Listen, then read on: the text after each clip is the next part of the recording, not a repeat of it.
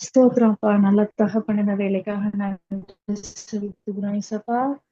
அப்பா, இங்க நாங்க கூடி வர வச்ச தயவுக்காக நன்றி. எங்க மத்தியில நீங்க இருக்கீங்க. அதுக்காக நன்றி ஏசப்பா. நாங்க கனி நிறைந்த வாழ்க்கைய வாழணும்னு நீங்க விரும்புறீங்கப்பா. நாங்களும் விரும்புறோம்ப்பா. அதுக்கு தேவையான பலனை எங்களுக்கு தந்தருளுங்கப்பா. எங்கிட்ட இருக்க குற்றம் குறைகள் எல்லாம் நீங்க மன்னிங்கப்பா. வந்திருக்கிற ஒவ்வொருத்தர் இருதயத்தையும் நீங்க நல்ல நிலமாய் மாற்றுங்க. அடியனை மடித்து நீங்க வெளிப்படுங்கப்பா. எங்களோட குற்றம் குறைவுகள் உங்களுக்கும் எங்களுக்கும் நடுவாயிராதபடி அதை கிருபையாய் மன்னித்து போடுங்கப்பா. எங்க டெக்னிக்கல் இஷ்யூ வரக்கூடாதப்பா. உங்க சமூகத்தை நாங்க இருக்க, நாங்க எந்த இடத்துல இருந்தாலும் அங்க நீங்க எங்க கூட இருக்கீங்க. அதுக்காக நன்றி செலுத்தினோம்ப்பா. மீதியான வேலையும் ஒவ்வொரு நொடி பொழுதையும் உங்க தரத்துல அர்ப்பணிக்கிறோம். இயேசு கிறிஸ்துவின் பிரசன்னத்தில் ஜெபிக்கிறோம். உங்க நல்ல பிதாவே. ஆமென். நம்ம போன வாரம் வந்து கனி நிறைந்த வாழ்க்கை அதை பத்தி பார்த்தோம். அதோட கண்டினியூஷன் தான் நம்ம இன்னைக்கும் பார்க்க போறோம். அது ரொம்ப ரொம்ப முக்கியமான விஷயம். நம்ம கிறிஸ்தவ வாழ்க்கைக்கு அடிப்படையே வந்து கனி நிறைந்த வாழ்க்கை தான். ஆனா இது ஒரு பேசிக்கான சண்டே கிளாஸ்ல இருந்து நம்ம படிச்சுட்டு இருக்க விஷயம் தான். அதுல நம்ம எப்படி பிராக்டிஸ் பண்ண போறோம், நம்ம வாழ்க்கையில ஒன்னொன்னையா எப்படி நம்ம இம்ப்ளிமெண்ட் பண்ண போறோம் அப்படிங்கறத நம்ம இன்னைக்கு கத்துக்க போறோம். சில பேருக்கு தெரிஞ்ச பாயிண்ட்ஸா கூட இருக்கலாம். சில நேரம் உடம்பு சரியில்லைன்னா நம்ம ரசம் சாதம் சாப்பிடுறது இல்லையா, அது மாதிரிதான். ரொம்ப ஆழமா நம்ம பைபிள தியானிச்சுட்டு இருப்போம். ஆனா பேசிக்கான விஷயத்த மறந்துடுறோம். நம்மள சுத்தி இருக்க மக்கள், மற்ற ரிலீஜனை சார்ந்த மக்கள் நம்மளை விட நல்லவங்களா இருக்காங்க. ஏன்னா நம்ம வந்து பேசிக் ஆஃப் கிறிஸ்டியானிட்டியை வந்து மறந்துடுறோம். ஒரு கம்யூனிட்டியா நம்ம வாழ்ந்துட்டு இருக்கோம். எப்படி வந்து தமிழர்கள், இந்து மதத்தவர்கள், ஒரு குலதெய்வ வழிபாடு உடையவங்க, ஒரு குரூப் ஆஃப் பீப்புள், ஒரு கிராமத்தை சேர்ந்தவங்க, அந்த மாதிரி ஒரு கூட்டமா இருக்காங்களோ, அந்த மாதிரி நம்ம கொஞ்ச நாள் ஆக ஆக நம்ம சபையை வந்து ஒரு கம்யூனிட்டியா மாறிடுது. ஆண்டவர் சொல்ல வர மெயின் பாயிண்ட் நம்ம மறந்துடுறோம் இல்லையா? அதனால இதை ரிமைண்ட் பண்றதுக்காக தான் நம்ம வந்து ஆவின் கனிகளை மறுபடியும் நம்ம தியானிப்போம். ஸோ இப்போ நமக்கு பிபிடி தெரியும்னு நினைக்கிறேன். பார்க்கவே கலர்ஃபுல்லா இருக்குல்ல. ஆண்டவர் நம்மளையும் அப்படிதான் இருக்கணும்னு ஆசைப்படுறாரு. பி ஃப்ரூட்ஃபுல், கனி நிறைந்த வாழ்க்கையை நம்ம கண்டிப்பா ஆண்டவர் கொடுக்கணும். இத வந்து எப்போ நம்ம கனியோட இருக்கணும் அப்படின்னு சொல்லி பைபிள்ல சொல்லியிருக்கு அப்படின்னா, நம்ம எல்லாம் நினைச்சிட்டு இருக்கோம் கலாத்தியர் 5:22, 23 தான் வந்து ஆவின் கனிகளை பத்தி பேசியிருக்கு. சோ அப்பதான் வந்து ஆண்டவர் சொல்லியிருப்பாரு அப்படின்னு நம்ம நினைச்சிருக்கோம். ஏதோ ஒரு பாயிண்ட்ல சொல்லியிருப்பாரு அப்படின்னு சொல்லிட்டு. ஆனா இல்ல, ஆண்டவர் சொன்ன ஃபர்ஸ்ட் ப்ராமிஸே அதுதான். ஆதியாகமம் 1:28 ஆண்டவர் தமிழ் பைபிள் என்ன போட்டிருக்குன்னா, நீங்கள் பலுகி பெருகி பூமியை நிரப்பி அதை கீழ்ப்படுத்தி அப்படின்னு சொல்லி போட்டிருக்கு. இங்கிலீஷ் பைபிள் யாராவது இருந்தா ரீட் பண்ணலாம். யாராவது வச்சிருக்கீங்களா? அப்படி இல்லைன்னா நானே ரீட் பண்ணிடுறேன். God, Genesis 1:28, God blessed them and said to them, be fruitful and increase in number. So இந்த டிரான்ஸ்லேஷன்ல என்ன போட்டிருக்கு அப்படின்னா, நீங்க நம்பர்ல இன்க்ரீஸ் ஆகுங்க, அதுக்கு முன்னாடி நீங்க கனி கொடுத்து நம்பர்ல இன்க்ரீஸ் ஆகுங்க அப்படின்னு சொல்லி போட்டிருக்கு. இதுக்கு என்ன அர்த்தம்? நம்ம நினைச்சிட்டு இருக்கோம் ஆவின் வரங்கள் நமக்கு இருந்தாதான் சபையில நிறைய பேர் வருவாங்க அப்படின்னு சொல்லி நம்ம நினைச்சிட்டு இருக்கோம். அப்படிதானே? குணமாக்கும் வரம் இருந்துச்சுன்னா போதும், நம்ம சபையில வந்து கும்பல் கும்பலா மக்கள் வருவாங்க அப்படின்னு சொல்லிட்டு அப்படியும் ஒரு வழி இருக்குது. ஆனா ஆவின் கனி இருக்கும்போது பெருக்கம் ரொம்ப ஜாஸ்தியா இருக்கும். இப்போ ஒரு ஃபார் எக்ஸாம்பிளுக்கு வந்து ஒண்ணு எடுத்துக்கோங்களேன். ஒரு மாமரம் இருக்குது. அது நிறைய மாம்பழம் கொடுக்குது அப்படின்னா அதோட அது முடிஞ்சிடாதுல்ல. அதோட சீட்ல இருந்து இன்னொரு மரம் வரும். அதுல இருந்து நிறைய மாம்பழம் வரும். இந்த மாதிரி பெருகிட்டே போகும். இதுதான் ஆவின் கனி நிறைந்த வாழ்க்கை. இதுதான் ஆண்டவர் எக்ஸ்பெக்ட் பண்றாரு. நம்ம வரங்களால பெருகிறதை விட கனிகளால கொஞ்சம் கொஞ்சமா நம்ம பக்கத்துல ஒரு செடி முளைக்கும் நம்ம கிட்ட இருந்த கனினால. நம்ம பக்கத்து வீட்டுக்காரங்க ஆண்டவரை பத்தி தெரிஞ்சுப்பாங்க. சே, எவ்வளவு அன்பா இருக்காங்க, இந்த அன்பு இவங்ககிட்ட இருந்து எப்படி வந்துச்சு அப்படின்னு சொல்லி பக்கத்து வீட்டுக்காரங்க ரட்சிக்கப்படுவாங்க. அந்த மரத்துல இருந்து இன்னொரு கனி வரும். அந்த கனி இது மாதிரி ஸ்ட்ராங்கா ஸ்டேபிளா ஒரு ஆண்டவருக்குள்ள ஒரு பிஹேவியர் நமக்குள்ள டெவலப் ஆகும். இதுதான் ஆண்டவர் நம்ம கிட்ட ரொம்ப ரொம்ப எக்ஸ்பெக்ட் பண்ற ஒரு விஷயம். ஷேர் பண்ண முடியுமாமா? செகண்ட்ஸ்ல இருக்கோங்க. ஷேர் பண்ண முடியுங்க விஷயம். ஸோ ஆவின் கனிகளை பத்தி முதல்ல ப்ராமிசர் இது வந்து ஏதோ 10ல 1 அதாவது இருந்தா நல்லா இருக்கும் அப்படின்னு கிடையாது. இது ஒரு மேண்டட்டரி. அதாவது ஒரு ஒரு கிறிஸ்தவங்களும் ஆவின் கனிகளை கண்டிப்பா பெற்றுக்கொள்ளணும். ஆண்டவர் இந்த உலகத்துல இருக்கிற ஒவ்வொரு மனுஷனுக்கும் கொடுத்த ப்ராமிஸே அதனால B fruitful and increase in number. அதனால அதை நம்ம கண்டிப்பா பெற்றுக்கொள்ளணும். போன வாரம் வந்து நம்ம ஆவின் கனியோட முக்கியமான ஒண்ணை பத்தி பார்த்தோம். அடுத்த ஸ்லைட் போனோமா? ஸோ பி ஃப்ரூட்ஃபுல் அப்படின்றத நம்ம பார்த்தோம். இது நம்ம போன வாரமே பார்த்துட்டோம். Gift versus fruits. கிஃப்ட்டுக்கு நம்ம ரொம்ப வந்து இம்பார்ட்டன்ஸ் கொடுத்துட்டு இருக்கோம். ஆனா அதை விட வந்து ஃப்ரூட்ஸ் ஆஃப் ஸ்பிரிட் வந்து ரொம்ப இம்பார்ட்டன்ட். ஆவின் கனிகள் ரொம்ப முக்கியம். சும்மா நான் அவுட்லைன் மட்டும் கொடுத்துட்றேன். ஏன்னா அப்பதான் இன்னைக்குள்ளதை நம்ம எடுத்துக்க முடியும். ஸோ கிஃப்ட் எதுக்கு அப்படின்னா, நம்ம ஒரு ஒரு சர்ச்சுக்கு பிரயோஜனமா இருக்கிறதுக்காக, மத்தவங்களுக்கு பிரயோஜனமா இருக்கிறதுக்காக, அது ஒரு ஸ்பிரிச்சுவல் எபிலிட்டி, ஒரு கூட கொஞ்சம் ஒரு டேலண்ட் மாதிரி ஸ்பிரிச்சுவல் டேலண்ட்னு வச்சுக்கோங்களேன். ஆண்டவர் ஒரு நாள் ஃபாஸ்டிங் போட்டு கொடுத்தா இருந்தாலே வந்து நிறைய பேருக்கு gift கொடுக்குறாரு. ஆனா ஃப்ரூட்ஸ் எப்படி அப்படின்னா கேரக்டர், அது ஒவ்வொரு நாளும் நமக்குள்ள டெவலப் ஆகணும். ஒரு செடி வந்து ஒரு பழம் கொடுக்கறதுக்கு ரொம்ப கஷ்டப்படணும். பட்டாதான் அந்த பழத்தை கொடுக்க முடியும். அதோட மத்த கிளைகளுக்கு போற சத்தெல்லாம் சாக்ரிஃபைஸ் பண்ணி எடுத்துட்டு போய் அது பழமா கொடுக்கணும். ஸோ இது ஒவ்வொரு நாளும் வரதை விட ஒரு பிராக்டிஸ். ஒரு பூ பூத்து கனியாகி எல்லாம் வருதுல்ல, லைனா ப்ராசஸ், அது மாதிரி ஒன்னொன்னையா கத்துக்கணும். இது நம்ம போன வாரமே பார்த்தோம், கிஃப்ட் வர்சஸ் ஃப்ரூட்ஸ் அப்படின்னு சொல்லிட்டு கிஃப்ட்ஸோட முக்கியத்துவத்துக்காக. அது மட்டும் இல்ல, ஆவியின் வரங்களை குறித்து எது எழுதியிருக்கு அப்படின்னா, 1 கொரிந்தியர் 12வது அதிகாரத்துல தான் ஆவியின் வரங்களை பத்தி பவுல் எக்ஸ்பிளைன் பண்ணிட்டு இருக்கும்போதே 13வது அதிகாரத்துல 1 கொரிந்தியர் 13ல அவருக்கு ரைட்டா ஸ்ட்ரைக் ஆகுது. நம்ம வரத்தை பத்தி பேசிட்டு இருக்குமே, அதோட முக்கியமானது கனி இல்ல அப்படின்னு சொல்லிட்டு கனி, ஆவியின் கனியாகிய அன்பை குறித்து பவுல் ரொம்ப எக்ஸ்பிளைன் பண்ணியிருக்காரு. அதுதான் நம்ம பார்த்தோம். அன்பு, நீடிய சாந்தம், பொறுமை உள்ளது, அது ஒவ்வொரு குவாலிட்டியா நம்ம வந்து நமக்குள்ள இருக்கணும் அப்படின்னு சொல்லி செக்லிஸ்ட் எடுத்துக்கிட்டோம். அடுத்தது போமா. ஃப்ரூட்ஃபுல்னஸ்ன்றது கண்டிப்பா நமக்கு வேணும். ஏன்னா ஆண்டவர் வந்து ஃப்ரூட் இல்லாத அத்தி மரத்தை சபிச்சாரு. கனி இல்லாத மரத்தை வந்து ஆண்டவர் வெட்டி போட்டுருவேன்னு சொல்லியிருக்கிறாரு. கனி இருக்கக்கூடிய மரத்தை வந்து அதிக கனிகளை தரும்படி சுத்தம் பண்ணுவேன் அப்படின்னு சொல்லியிருக்காரு. அடுத்தது இது நம்ம பார்த்துட்டோம் ஏற்கனவே, ஜெனிசிஸ் 1:28. எப்படி இருக்கும்ல நம்ம லைஃப் எப்படி இருந்துச்சுன்னா, எல்லா கனிகளையும் நம்ம வச்சோம்னா பாக்குறவங்களுக்கே ஆசையா இருக்கும். ஆண்டவரை பத்தி அதிகமா நம்ம சொல்லாமலே இந்த கனியை பார்த்தோன்னே எப்படி அட்ராக்ட் ஆகுது, அதே மாதிரி நம்மளை பார்த்தோன்னே ஆண்டவருக்குள்ள மக்கள் வந்துருவாங்க. இந்த கனிகள் எல்லாம் நம்ம வாழ்க்கையில இருக்கும்போது இதெல்லாம் ஆண்டவர் நமக்கு கண்டிப்பா செய்வார். ஒரு விஷயத்த ஆண்டவர் பேசுறாரு அப்படின்னா அதை பத்தி நம்ம வாழ்க்கையில ஏதோ ஒரு கிரியை செய்ய போறாருன்னு அர்த்தம். சும்மா விருதாவா வந்து பேசிட்டு போக மாட்டாரு. அதனால நம்ம விசுவாசிப்போம், இந்த கனிகள் நம்ம லைஃப்ல டெவலப் ஆகும் ஒவ்வொன்னையா பத்தி தியானிக்கும் போது அப்படின்னு சொல்லி நம்ம விசுவாசிப்போம். அதுதான் என்னோட ஜெபமும் கூட. அடுத்தது போவோமா. இது இது நம்ம வந்து லவ் பத்தி போன வாரத்துல நம்ம தியானிச்சிருந்தோம்.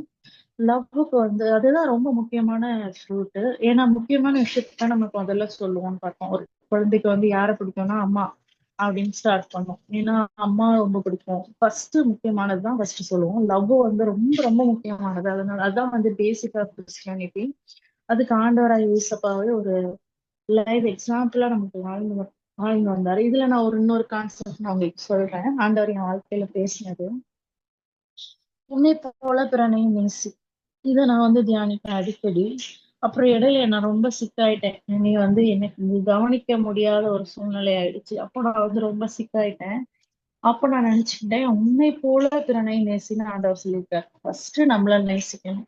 அப்பதான் நம்மளால பிறனை நேசிக்க முடியும் அப்படின்னு சொல்லிட்டு செல்ஃப் லவ் அப்படின்றதுக்கு ரொம்ப இம்பார்ட்டன்ஸ் கொடுக்க ஆரம்பிச்சேன். ஒரு விஷயத்த பண்ணும்போது அதுல என்னைய ஃபர்ஸ்ட் நேசிக்கணும். அப்பதான் என்னைய மாதிரி மத்தவங்களை நேசிக்க முடியும் அப்படின்னு சொல்லிட்டு ரொம்ப ட்ரை பண்ணிட்டு இருந்தேன். அப்பதான் ஆண்டவர் இன்னொரு வசனத்தை கொண்டு என்கிட்ட பேசினாரு. உன்னை போல பிறனை நேசின்றதை விட இன்னொரு நியூ கமாண்ட்மெண்ட் ஒண்ணு இருக்கு. அது என்னது அப்படின்னா, நான் உங்களை எப்படி நேசிச்சனோ அதே மாதிரி நீங்க மத்தவங்களை நேசிங்க அப்படின்னு சொல்லி ஏசப்பா சொல்றாங்க. அவரை நேசிச்ச மாதிரி நம்மளால நேசிக்க முடியுமாங்க? அவர் உயிரே கொடுத்துட்டாரு. நேசத்தோட முடிவே வந்து சிலுவை. அத மாதிரி நேசிங்க அப்படின்னா, நம்மள நேசிக்கிறது, நம்ம உயிரை நேசிக்கிறதை விட மத்தவங்களை அதிகமா நேசிக்கணுமா. இதுக்கு நம்ம பிராக்டிஸ் பண்ணணும். கஷ்டம்தான். நம்ம போன வாரம் வந்து அந்த ஒவ்வொரு குவாலிட்டிஸ்ல தியானிச்சு எப்படி பண்ணலான்ட்டு நம்ம பார்த்தோம். இது நான் ஒரே ஒரு டிப்ஸ் கொடுக்குறேன். நம்ம மத்தவங்க கிட்ட அன்பா இருக்கிறதுக்கு ஒரே ஒரு டிப்ஸ் என் வாழ்க்கையில ஆண்டவர் எனக்கு சொல்லி கொடுத்தது. இப்போ ஒருத்தவங்களை நம்ம நேசிக்கணும்னு நினைக்கிறோம். ஆனா நம்மளால நேசிக்க முடியல. இல்ல அவங்க கிட்ட நிறைய குறை இருக்கு. அவங்க நம்மளுக்கு நம் நம்ம மேல வந்து உங்களை உங்களுக்கு சுத்தமா பிடிக்கவே இல்லை, திட்டுறாங்க, ஏதோ ஒண்ணு பண்றாங்க, அவங்க தப்பு பண்றாங்க, அவங்க வந்து ஃபேராவே இல்ல அன்ஃபேரா இருக்கு, அவங்கள நேசிக்கிறது அதனால நமக்கு சுத்தமா பிடிக்கல அப்படின்னா, நம்ம நேசிக்க ட்ரை பண்றோம் ஆனாலும் கஷ்டமா இருக்குன்னா, ஃபர்ஸ்ட் ஒரு விஷயத்த நம்ம ப்ராக்டிஸ் பண்ணணும். இதை நான் அவங்கள பத்தி மத்தவங்க கிட்ட குறை சொல்றதை நிறுத்தணும். ஏன்னா இப்போ ஃபார் எக்ஸாம்பிளுக்கு சொல்றேனே, இப்போ என்னோட ஹஸ்பண்ட் மேல எனக்கு நிறைய கோவம் இருக்கு, அவர் இதெல்லாம் பண்ண மாட்டேங்காரு அப்படின்னா, நான் மத்தவங்க கிட்ட நான் அதை சொல்லிட்டே இருக்கேன். எங்க அம்மா கிட்ட நான் வந்து டெய்லி ஃபோன் பண்ணி சொல்றேன், இந்த மாதிரி என் ஹஸ்பண்ட் எனக்கு ஹெல்ப் பண்றதே இல்லம்மா, இப்படி பண்றாரு அப்படி பண்றாருன்னு நான் சொல்லிட்டே இருக்கேன். அதே நேரத்துல நான் என் ஹஸ்பண்ட் மேல வந்து லவ் வைக்கணும் அப்படின்னு சொல்லி ரொம்ப ட்ரை பண்றேன் அப்படின்னா, கடைசி வரைக்கும் நான் ட்ரை மட்டும் தான் பண்ணிட்டு இருக்க முடியும். ஏன்னா, அவர்கிட்ட இருக்க குறைய நான் எங்க அம்மா கிட்ட ஷேர் பண்றப்போ, அவங்க ஒரு சில விஷயத்த சொல்லுவாங்க. அது நல்லா இருக்கும் ஆக்சுவலி. ஒருத்தவங்கள பத்தி குறை பேசுறது வந்து ரொம்ப இன்ட்ரெஸ்டிங்கா இருக்கும். அதனால நான் என்ன பண்ண ஆரம்பிப்பேன்னா, அவர்கிட்ட இருக்க குறையெல்லாம் நோட் பண்ண ஆரம்பிப்பேன் மைண்டுக்குள்ளே. இப்படி பண்ணிட்டியா? இதெல்லாம் பண்ணிட்டியா? அப்படின்னு சொல்லிட்டு, உடனே ஃபோன் பண்ணி அத பத்தி பேச ஆரம்பிப்பேன். அது பேசுறது எனக்கு புடிச்சிருக்கிறதுனால. ஒரு எந்த டாபிக்கும் இல்லாத இடத்துல அது ஒரு நல்ல வெறும் வாய்க்கு அவல் கிடைச்ச மாதிரின்னு சொல்லுவாங்க. அந்த மாதிரி நல்லா ஜாலியா இருக்கும். என் ஃப்ரெண்ட்ஸ் கிட்டயோ யார்கிட்டயோ நான் அதை ஷேர் பண்றப்ப எனக்கு ரொம்ப நல்லா இருக்கும். லாஸ்ட்ல என்ன ஆகும் அப்படின்னா, அவரோட நல்ல விஷயமே எனக்கு மறந்துரும். அப்போ அவங்க வந்து ஒண்ணு சொல்லுவாங்க, இப்படியா பண்றாரு? யாராவது இப்படி இருப்பாங்களா? எந்த ஹஸ்பண்டாவது இப்படி இருப்பாங்களா? அப்படின்னு சொல்லி அவங்க 2 பாயிண்ட்ஸ் எடுத்து குடுப்பாங்க. கடைசி வரைக்கும் லாஸ்ட்ல வந்து அது ஒரு டிவோர்ஸ்ல தான் போய் முடியும். கடைசி வரைக்கும் லவ்ன்றதே ப்ரொடியூஸ் ஆகாது. ஒருவேளை உங்க லைஃப்ல உங்களுக்கு யாரையாவது பிடிக்கல அப்படின்னா, அவங்கள நீங்க நேசிக்கணும் அப்படின்னு ஆண்டவர் உங்ககிட்ட சொன்னாங்கன்னா, இந்த ஒண்ண மட்டும் ட்ரை பண்ணி பாருங்க. அவங்கள பத்தி மத்தவங்க கிட்ட குறை சொல்றத ஸ்டாப் பண்ணுவீங்க. நம்ம எப்போ ஒருத்தவங்கள பத்தி மத்தவங்க கிட்ட குறை சொல்ல ஆரம்பிக்கிறோமோ, அப்பவே வந்து அவங்களும் நம்மளும் ஒரு டீம் இல்ல. அதாவது 2 ரிலேஷன்ஷிப் நடுவுல ஒருத்தவங்கள அலோ பண்றோம் அப்படின்னு அர்த்தம். அப்படின்றப்போ எப்படி அவங்க கூட நம்ம சேர முடியும்? இல்ல. அதனால இது வந்து மத்தவங்கள நேசிக்கிறதுக்கான ஒரு டிப்ஸ். அவங்க யார நம்ம நேசிக்கணும்னு நினைக்கிறோமோ, அவங்கள பத்தி மத்தவங்க கிட்ட குறை சொல்லக்கூடாது.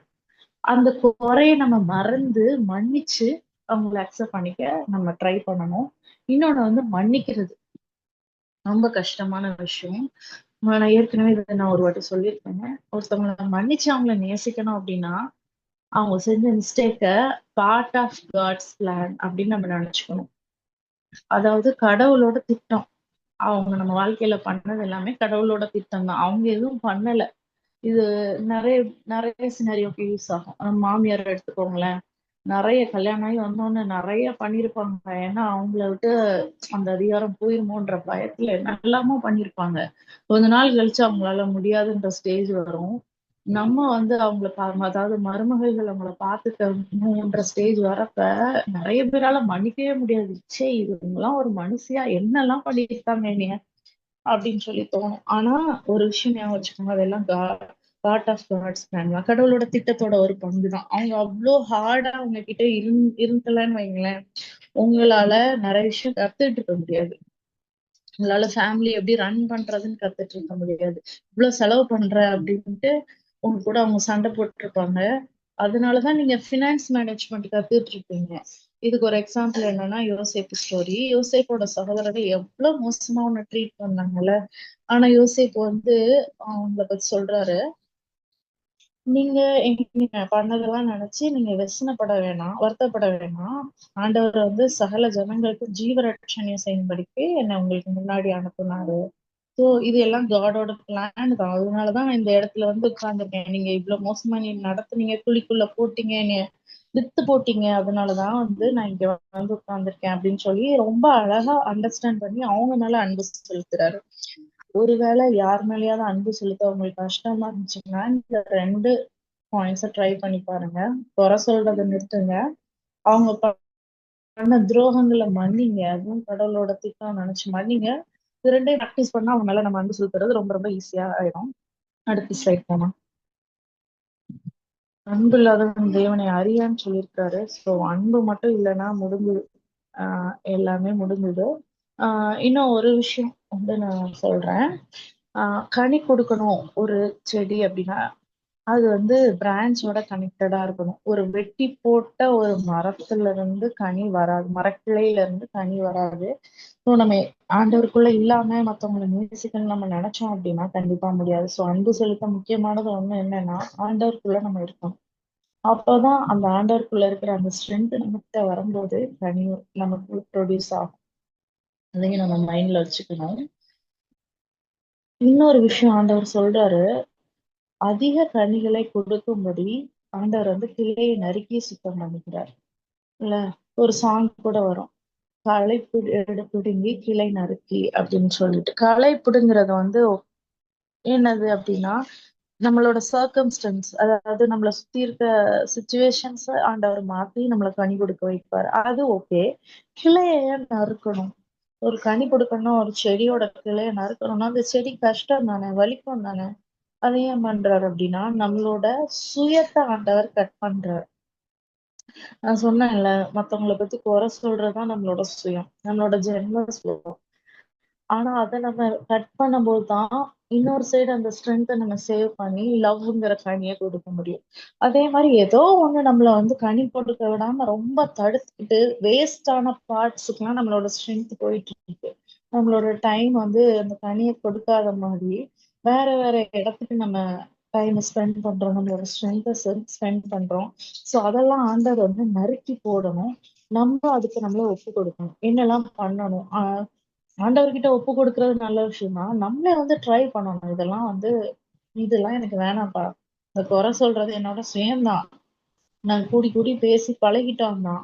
ஆனா இது எனக்கு வேணாம். ஏன்னா நான் வந்து இந்த கிளைய நறுக்குறேன். இந்த குறை சொல்லுதலாகி கிளைய நான் நறுக்கி போட்டு நான் கனியை கொடுக்க போறேன் அப்படின்னு சொல்லிட்டு நம்ம இருக்கிறப்பதான் இந்த கனியை நம்ம ப்ரொடியூஸ் பண்ண முடியும். ரொம்ப கஷ்டங்க. கனி கொடுக்கறது ரொம்ப ரொம்ப ரொம்ப ரொம்ப கஷ்டம்.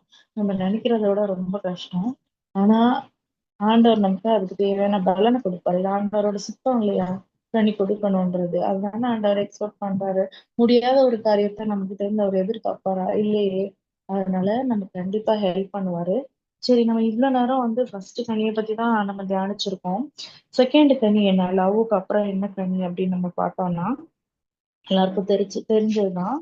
அன்பு, அடுத்தது சந்தோஷம். இல்ல, நெக்ஸ்ட் போனோம். சோ சந்தோஷம். இத பத்தி நம்ம போற வாரங்கள்ல நம்ம தியானிக்க போறோம். நான் இன்னைக்கு ஒரு முக்கியமான விஷயத்த நான் சொல்ல போறேன். சந்தோஷத்தை பத்தி. ஒரு சின்ன ஸ்டோரி, பைபிள்ல இருக்கிற ஸ்டோரி தான், எல்லாருக்கும் தெரிஞ்சதுதான். நகோமி, ரூத், இவங்களோட வாழ்க்கையை பார்த்தீங்க அப்படின்னா இவங்களுக்கு சந்தோஷம்னா என்னன்னே தெரியாத ஒரு சூழ்நிலைக்குள்ள இவங்க கடந்து போனாங்க. அப்படிதானே? எல்லாத்தையும் இழந்துட்டாங்க. ரெண்டு பேரும் அவங்களோட ஹஸ்பண்டை இழந்துட்டாங்க. அவ்வளவுதான், முடிஞ்சது. இதுக்கப்புறம் ஒண்ணுமே இல்ல. சாப்பிடுறதுக்கு கூட வழி இல்ல அந்த தேசத்துல. இப்போ வந்து அவங்க தேசத்துக்கு போறாங்க நகோமி. கசப்பு சந்தோஷத்துக்கு ஸ்ட்ரெயிட் ஆப்போசிட்ல அவங்க இருக்காங்க. கசப்பான ஒரு சூழ்நிலை. இப்போ ஒரு சாய்ஸ் வருது ரூத்துக்கு.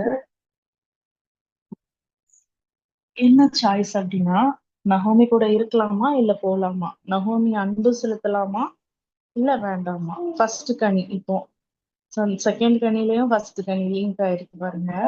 இப்போ ஒரு சாய்ஸ் வருது. ஓர்பால் வந்து அன்பா இருந்தாங்கதான். ஆனா ஆண்டவரை மாதிரி அன்பா இல்ல.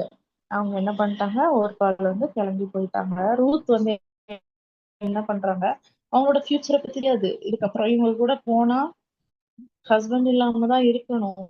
ரொம்ப மோசமான சூழ்நிலை தான். வேற நாட்டுக்கு போகணும், எல்லாத்தையும் இழந்து கசப்பான வாழ்க்கை தான். ஆனாலும் ரூத் வந்து அன்பா இருந்ததுனால அவங்க கூட இருந்தாங்க.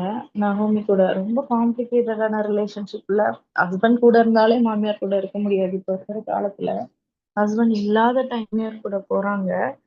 போயிட்டு அவங்களோட தேசத்துக்கு போறாங்க. போய் எல்லாமே மாத்திக்கிறாங்க. இப்போ பாருங்க, நகோமியோட சுச்சுவேஷன் எப்படி இருக்குன்னா, நகோமி அவங்களோட குழந்தைய இழந்துட்டாங்க. அவங்களுக்கும் சந்தோஷம்ன்றது இல்ல. ரெண்டு பசங்களையும் இழந்துட்டாங்க. இப்போ நகோமி வந்து ரூத்தை பத்தி யோசிக்கிறாங்க. இதுதான் உண்மையான அன்பு இல்ல. மாத்தி மாத்தி மத்தவங்கள பத்தி யோசிக்கிறதுதான் உண்மையான அன்பு.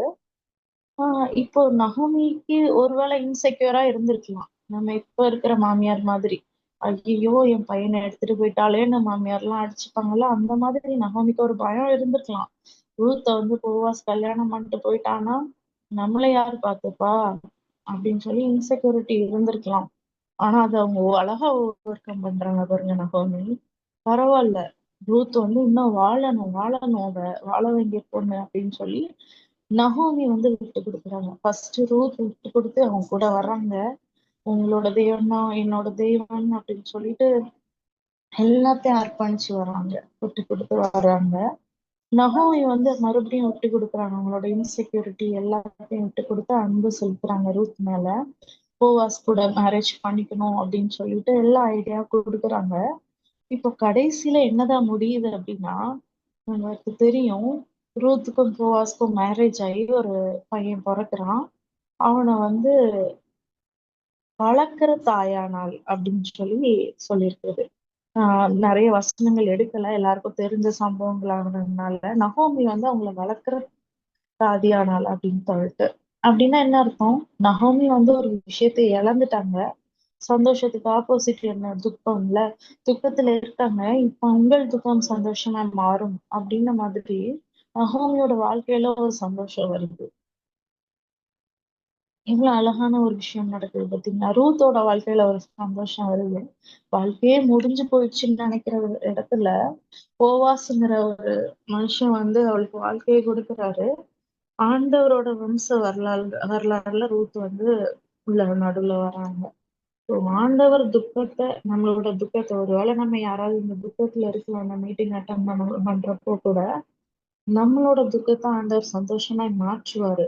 சந்தோஷங்கிற கனியை நம்ம வாழ்க்கையில தருவாரு. ஆனா அதுக்கு முன்னாடி அன்புங்கிற கனியை நம்ம ப்ரொடியூஸ் பண்ணணுங்க. எவ்வளவு கஷ்டப்பட்டாலும் இந்த ஃபர்ஸ்ட் கனியை மட்டும் நம்ம ப்ரொடியூஸ் பண்ணிடலாம். அதுக்கப்புறம் இப்ப நம்ம வர வர வந்து ஒவ்வொரு கனி கூடயும் அன்பு எப்படி லிங்க் இருக்குன்றதையும் நம்ம பார்க்க போறோம். நம்ம இன்னைக்கு பார்த்தது சந்தோஷங்கிற கனி கூட அன்பு எப்படி லிங்க் ஆயிருக்கு அப்படின்றத. நம்ம அன்பா இருந்தாலே சந்தோஷம் நம்ம கூட ஆட்டோமேட்டிக்கா வந்துடும். ஒருவேளை லூஸ் தனமா இருக்கலாம், நம்ம மத்தவங்க மேல அன்பா இருக்கிறத பார்த்து என்னது அது இப்படி லூஸா இருக்கா அப்படின்னு ஒருவேளை நம்ம எல்லாரும் டேக்கன் ஃபார் கிராண்டடா எடுத்துக்கலாம். நான் அது நிறைய விஷயத்துல ஃபீல் பண்ணிருக்கேன். நம்ம மத்தவங்களுக்கு ஹெல்ப் பண்ணணும்னு நினைப்போம், ஆனா அவங்க வந்து நம்மள மோசமா ட்ரீட் பண்ண ஆரம்பிச்சிருவாங்க. என்னது இது இப்படி இருக்கோமே அப்படின்னு சொல்லி, இப்படி இவ்வளவு மோசமா ரிவர்ஸ் ஆயிடுச்சு அப்படின்னு சொல்லிட்டு நான் ஆண்டவர்கிட்ட கேட்டிருக்கேன். எனக்கு நான் இந்த மேல அன்பா இருக்க கூடாதுப்பா, நான் இனிமே இதெல்லாம் பண்ணக்கூடாதுப்பா அப்படின்னு சொல்லி நான் கேட்டிருக்கேன். ஆனா முடிவுல வந்து ஆண்டவர் அதெல்லாம் மாற்றி ஒரு சந்தோஷத்தை கொடுப்பாரு. நீங்க பண்றதோட கிரியைக்கு தக்க பலன் கிடைக்கும் அப்படின்னு சொல்லி ஆண்டவர் சொல்லியிருக்காரு. நம்ம அன்பாகிய கிரியை நம்ம கொடுக்கும்போது சந்தோஷங்கிற பலன் அதுல ஆட்டோமேட்டிக்கா வந்துருங்க. அன்பா இருந்தாதான் நிம்மதியா சந்தோஷமா இருக்க முடியும். உன்னை போல பிறனையை நேசினாண்டார் சொல்லியிருக்காரு. அது ஒண்ணு நம்ம பண்ணாலே எல்லாம் சந்தோஷம் வந்துரும், ஆட்டோமேட்டிக்கா வந்துரும். ஆண்டவர் சொன்னது செஞ்சுட்டோம் அப்படிங்கிற சந்தோஷம் வரும். இது வர சந்தோஷம் அது மாத்திரம் இல்ல, பொருளாதார ரீதியான சந்தோஷமும் வரும். எப்படி வந்து ரூத்க்கு ஒரு நல்ல ஸ்டேட்டஸ், ரூத்துக்கு நகோமி இழந்தது கிடைச்சது, ரூத்துக்கு நல்ல ஒரு ஸ்டேட்டஸ் கிடைச்சது, கைம்பெண் விதவை அப்படிங்கிற சுச்சுவேஷன்ல இருந்து ஒரு நல்ல வாழ்க்கைப்பட்ட ஸ்திரியா அவங்க மாறினாங்களோ ரூத்து, அந்த மாதிரி ஒரு சந்தோஷம் நடக்கும் நம்ம வாழ்க்கையில. எவ்வளவு மோசமான சுச்சுவேஷன்ல இருந்தாலுமே இதோட முடிஞ்சது, இனிமே லைஃப் ஃபுல்லா துக்கம் தான் அப்படின்னு நம்ம நினைச்சாலுமே நமக்கு ஆண்டவர் வந்து சந்தோஷங்கிற கனியை நம்ம வாழ்க்கையில கண்டிப்பா நம்ம தருவாரு. இந்த சந்தோஷங்கிற கனியையும் எப்படி நான் சொல்றேன் அப்படின்னா, ரொம்ப நாளுக்கு முன்னாடி நான் வருவேன் அப்படின்னு சொல்லிட்டு அது ஆண்டவர் வந்திருப்பாரு.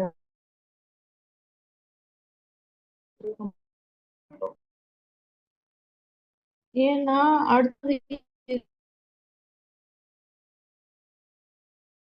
அடுத்த விஷயம்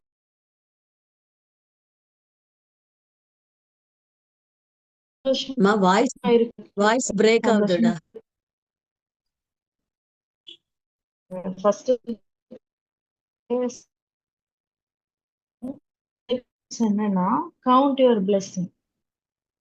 அப்படியா? இப்ப கேக்குதா? கேக்குதுமா. அக்கா இப்ப கேக்குதா? மத்தவங்களுக்கும் கேக்குதா? கேக்குதுமா, கேக்குது. ஆஹ் ரெண்டாவது டிப்ஸ் சந்தோஷமா இருக்கிறதுக்கு. ரெண்டாவது டிப்ஸ் சந்தோஷமா இருக்கிறதுக்கு என்ன டிப்ஸ் அப்படின்னா, கவுண்ட் யுவர் பிளெஸிங்ஸ். நம்மளோட ஆசீர்வாதங்களை கவுண்ட் பண்ணும்போது நம்மளே அறியாம சந்தோஷம் நமக்கு வந்துடும். நிறைய விஷயங்களை நம்ம மறந்துட்டு கவலையா இருக்கோம், நம்மளோட பிளெஸிங் எல்லாம் மறந்துட்டு. ஸோ இது ரெண்டு டிப்ஸ் நம்ம சந்தோஷமா இருக்கிறதுக்கு, சந்தோஷங்கிற கனியை நம்ம ப்ரொடியூஸ் பண்றதுக்கு. இன்னும் தொடர்ந்து நம்ம ஆவின் கனிகளை பத்தி தியானிக்கலாம், ஆவின் கனிகளை நம்ம ப்ரொடியூஸ் பண்ணலாம். ஆண்டவர் தாமே நம்ம ஆசீர்வதிப்பாரா. தேங்க்யூ.